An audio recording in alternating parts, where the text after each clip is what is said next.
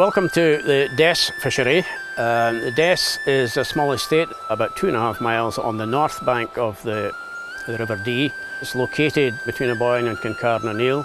There's some excellent salmon water, a variety of water from bigger, deeper early season pools to shallow, streamy summer pools.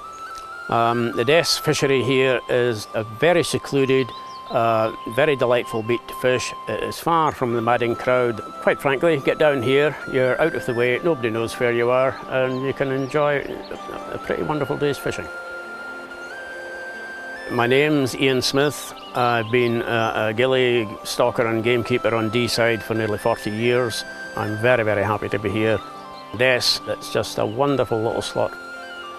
One of the benefits of the beat is that we have good vehicle access to some 3/4 of it, and the rest is well serviced with footpaths and footbridges. It is not at all a difficult beat to access or fish. As to the facilities on the beat, we have traditional fishing hut facilities in the lower end of the beat, and where we are just now. Some have said that this is probably the best and most interesting fishing hut on the river.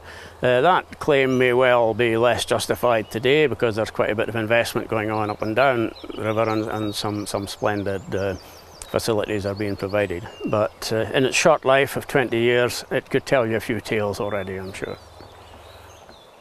We fish a maximum of 5 rods, and that's perfectly okay when we have good conditions, ideal river conditions. The season begins on the Dee on the 1st of February. If we do get an early spring salmon, it's probably the best one we're going to get in the season, and there's a lot of people who want to come and try their hand to get one.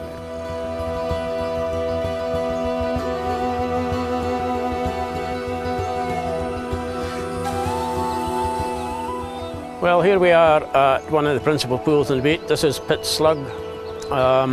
Pit Slug fishes very, very well at this height. In fact, today's river height is just about perfection for it.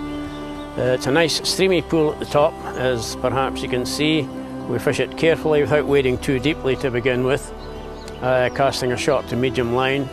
Having fished the top half of the pool thus, when I come back in and really wade out into the heavy stream, it needs a big line and a long cast to get the fly across to the far stream to cover the bulk of the holding water. The wading here is very straightforward. It's a shingle, stony bottom with an occasional big stone popping up. It's not a difficult pool to wade at all. One of the principal lies in the pool is to the side of a major rock that's causing a white break out in the middle there. And indeed it's from that very lie that 2 years ago the Danish gentleman had a 30-pound fish. Got it all on his own, got it out here, major effort. So that is probably one of the better taking spots in the pool.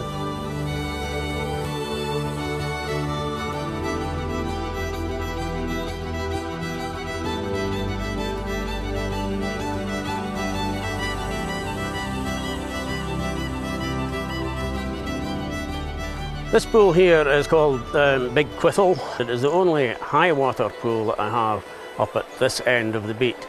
Very popular early season pool, and it's good to us. We need the high water to fish it. In low summer conditions we would not be here, we'd be fishing more streamy areas. But this, as I say, when we've got water like this, is very well worth a visit. Good place early season for kelts, great kelt holding area. It's easily fished. The wading is on small shingle, no particular current.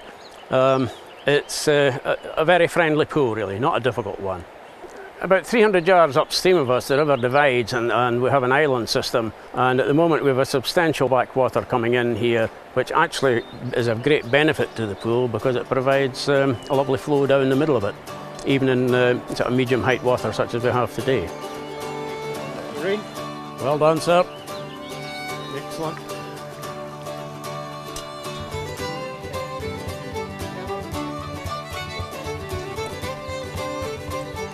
Just keep a nice firm pressure on it, you're doing fine.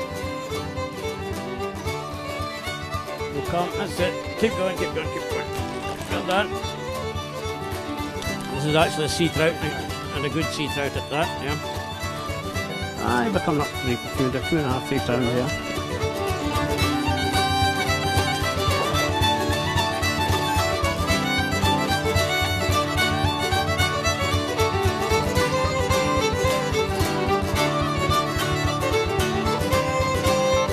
Here we are at Mill Cottage. This is the sort of headquarters of the Dess Fishery.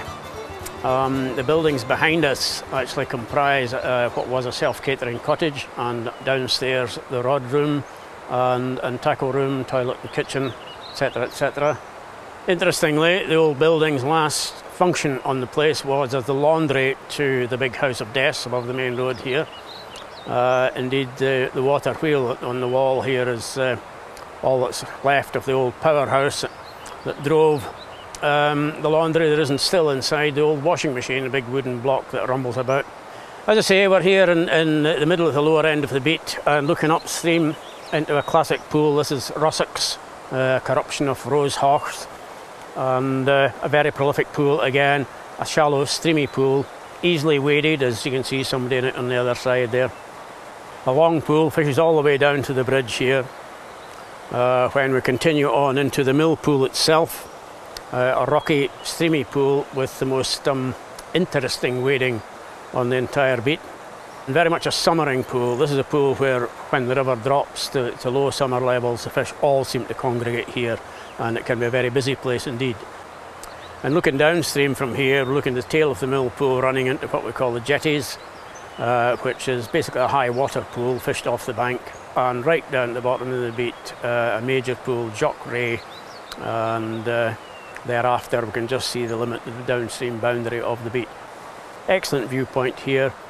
Sit here having lunch parties and looking at half of the beat and seeing fish all the time. Great little corner this. All the pools on the beat here are relatively shallow and don't require heavy sinking gear. We find a floating line with at very most a medium sinking tip on the end will fish pretty well all the pools from the end of March on. My own preference is to fish a full floating line and a very small fly to try to get the salmon to come to the surface and see him take the fly, which is, to my mind, the creme de la creme of salmon fishing.